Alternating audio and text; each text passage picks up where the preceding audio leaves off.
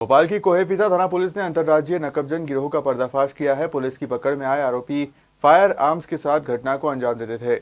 आरोपियों के कब्जे से 15 वारदातों का 54 लाख रुपए कीमती मशरूका जब्त किया है, जिसमें 34 लाख रुपए के सोने चांदी के जेवरात, चोरी के रुपए से खरीदा गया 3 पहिया वाहन, अचल संपत्ति के दस्तावेज, 2 देसी कट्टे, जिंदा कारतूस और लॉक तोड़ने में प्रयुक्त होने वाला औजार और अन्य देश की करेंसी शामिल है। भोपाल पुलिस कमिश्नर हरिनारायण चारी मिश्र ने पत्रकारों से चर्चा करते हुए कहा कि शातिर आरोपी मूलतः उत्तर प्रदेश के रहने वाले हैं।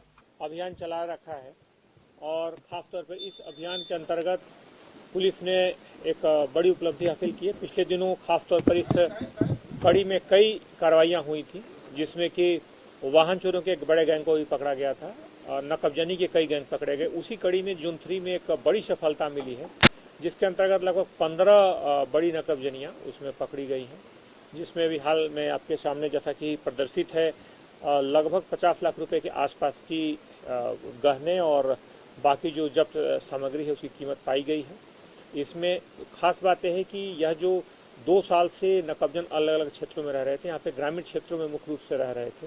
यहाँ पे ईट खेड़ी के आसपास इनका निवास था। इन्होंने वहाँ ज़मीन भी खरीद ली थी और मूलतः झांसी ललितपुर के आसपास के उत्तर प्रदेश के रहने वाले हैं।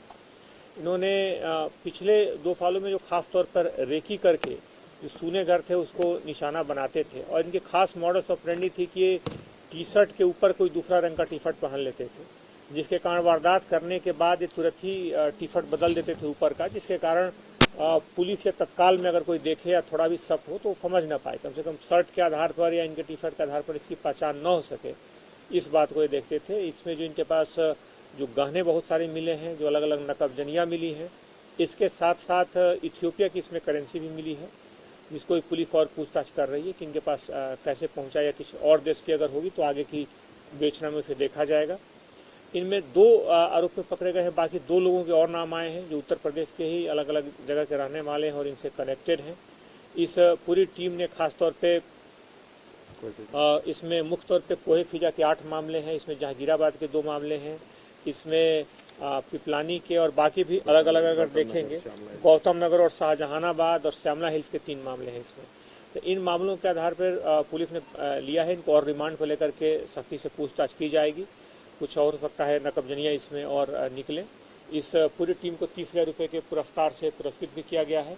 खासतौर पर ये पूरा जो DCP जोन 3 के इसमें जो पूरी कार्रवाई हुई, इसमें एडिशनल DCP शालिनी, ACP निहित उपाध्याय और जिन जवानों ने खास तौर पे काम किया उनका मैं उल्लेख करना चाहूँगा।